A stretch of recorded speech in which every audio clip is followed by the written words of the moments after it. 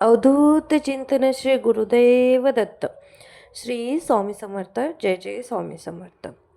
तुमचं जर कोणी वाईट करत असेल किंवा तुम्हाला जर कोणी विनाकारण त्रास देत असेल तर कधीच तुम्ही त्या माणसाचं वाईट करण्याचा विचार करू नका. तुम्हाला जर वाटत असेल की हा माझं वाईट करतोय मग मी पण ह्याचं वाईट करतो, किंवा हा माझी बदनामी करतोय तर मी पण ह्याची बदनामी करतो, तर चुकूनही असं करू नका. तो जेवढं तुमचं वाईट करतोय त्याच्या डबल त्याचं वाईट होणार आहे.